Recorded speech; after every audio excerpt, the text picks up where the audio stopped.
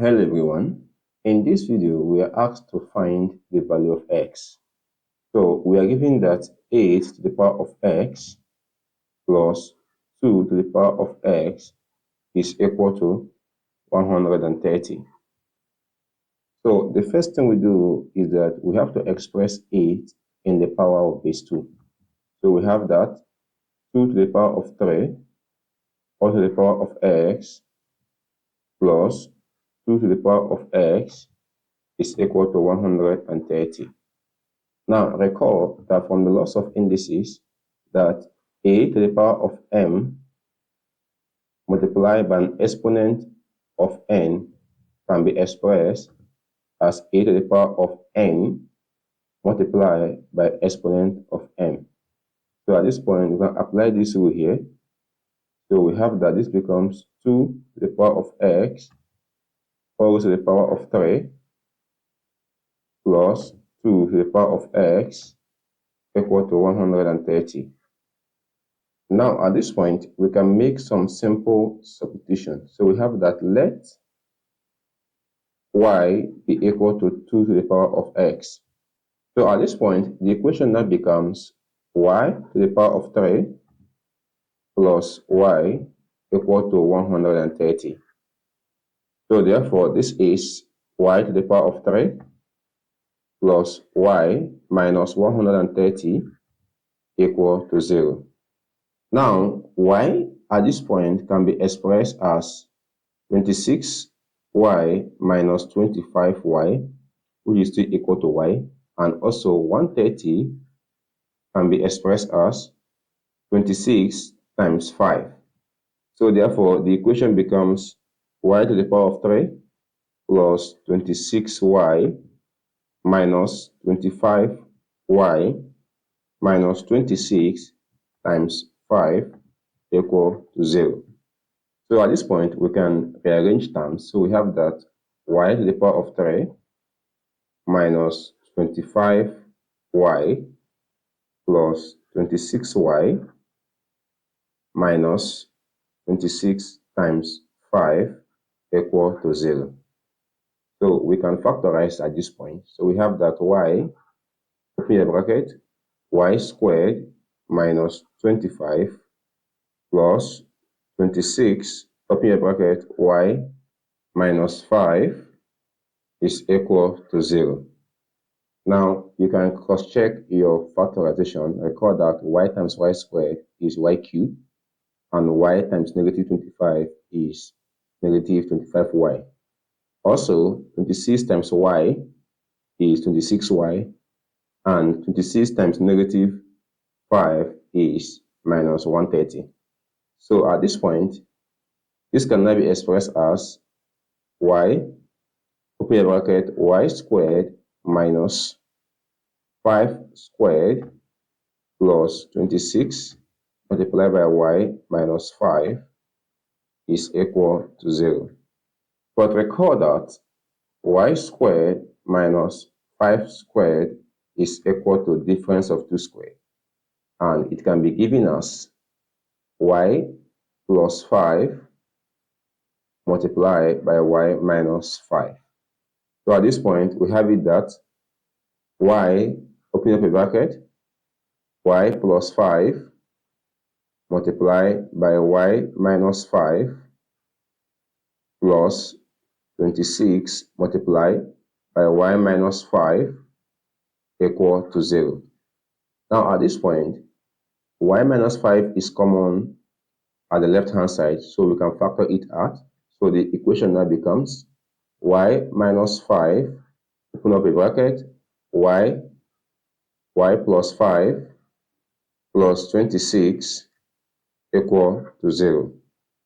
So therefore, recall that if a multiplied by b is equal to 0, it follows that a is equal to 0 or b is equal to 0.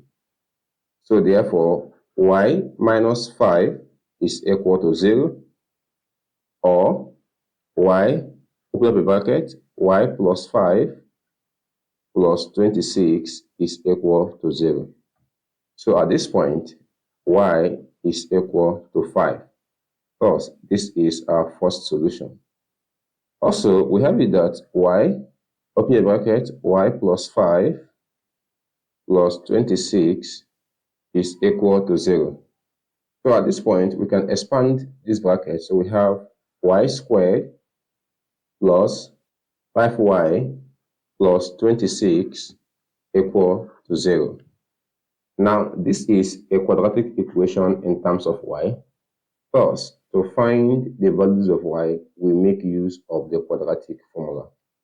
So recall that the formula states that y is equal to minus b plus or minus root of b squared minus 4ac divided by 2a. Now, from the equation, a is equal to 1, which is the coefficient of y squared. B is equal to 5, which is the coefficient of y. And C is equal to 26, which is the constant term. So we will substitute these values into the quadratic formula to obtain the values of y. So therefore, we have that y is equal to b is 5, so we have minus 5 plus or minus root of 5 squared minus 4 times a is 1 times c is 26, or divided by 2 times 1. Now, we have it that minus 5 plus or minus root of 5 squared is 25 minus 4 times 1 is 4, and 4 times 26 is 104, all divided by 2 times 1 is 2. We have it that minus 5 plus or minus root of 25 minus 104 is negative 79 divided by 2. And this can be expressed as minus 5 plus or minus root of minus 1 times 79 divided by 2. So in short form, this equation now becomes minus 5 plus or minus root of negative 1 times root of 79, all divided by 2. But recall that I is equal to root of negative 1.